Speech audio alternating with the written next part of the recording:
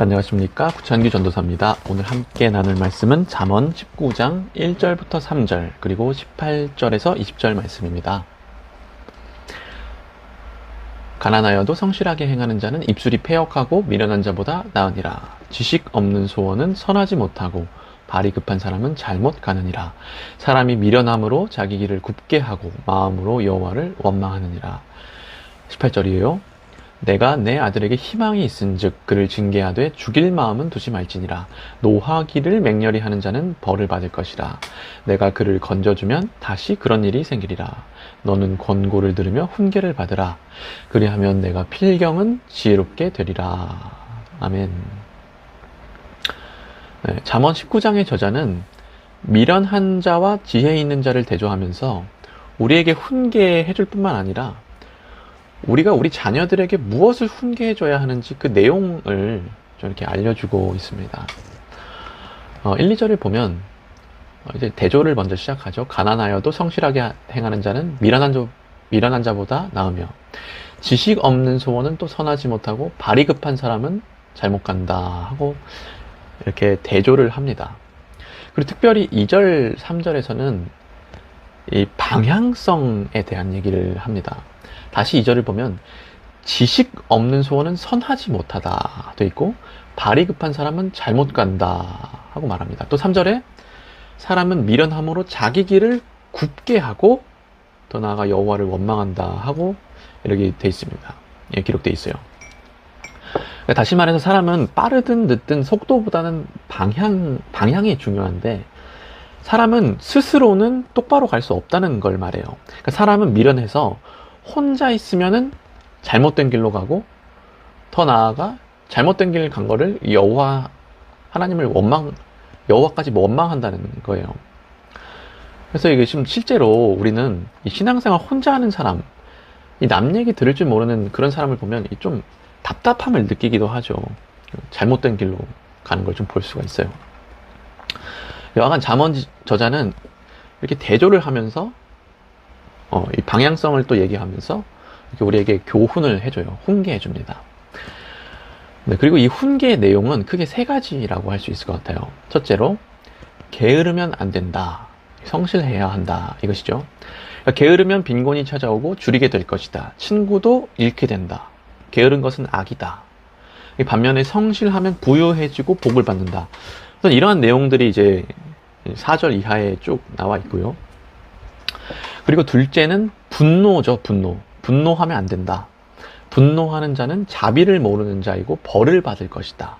쉽게 분노하여 범죄하는 자는 그 죄를 사해줘도 어차피 또 범죄할 사람이다. 그러므로 노하기를 더하는 것이 지혜고 너는 꼭 자비하여야 한다. 이런 가르침이 전체적으로 녹아져 있습니다. 이게 둘째 내용이고, 마지막으로 셋째는 거짓말하면 안 된다. 이죠. 제가 예전에 사사기, 기억 안 나시겠지만 제가 예전에 사사기 말씀에서 기생 라합과 기브온 족속의 그 거짓말하는 이야기를 통해 말씀드린 적이 있는데, 우리는 거짓말하면 안 됩니다. 이 사람들이 진짜 모르는 거죠. 몰라요. 그러니까 사람들이 잘 모르는 사실인데 우리는 선의의 거짓말 같은 것도 함부로 하면 안 됩니다. 그러니까 여하간 구절을 보면 돼 있어요. 거짓 증인은 벌을 면하지 못할 것이요 거짓말을 뱉는 자는 망할 것이니라 하고 이 기록이 돼 있습니다. 네, 그래서 이 세 가지 내용이 잠언 저자가 우리에게 훈계하는 내용인데, 잠언 저자는 18절에서 이런 훈계를 우리 자녀들에게도 하라고 말을 해요. 18절 한번 읽어드릴게요. 내가 내 아들에게 희망이 있은즉 그를 징계하되 죽일 마음은 두지 말지니라.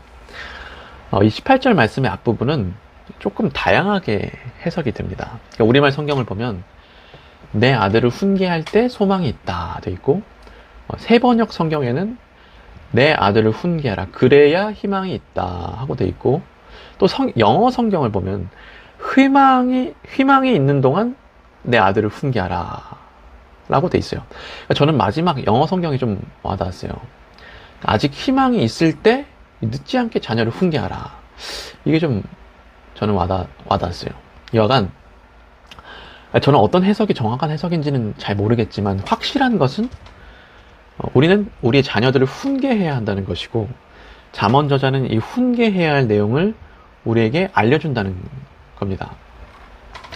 네, 그래서 사랑하는 성도 여러분, 성도님들은 이 세 가지 내용에 대해서 세 가지 내용에 대해 자녀들을 잘 훈육하고 계십니까? 먼저 우리는 자녀가 게으른 것에 대해 치를 떨어야 합니다. 왜냐하면 게으르면 빈곤이 찾아오고 그 자녀는 줄이게 되기 때문입니다. 그렇죠? 그리고 이런 자녀에게 성실함을 또 우리 가르쳐 주기 위해서는 또 우리가 먼저 성실해야 하죠.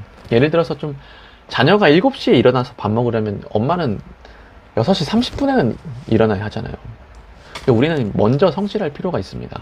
이 성실함, 게으른 것에 대해서 알려주기 위해서는. 또한 우리는 자녀가 거짓말하는 것에 대해 이제 치를 떨어야 됩니다.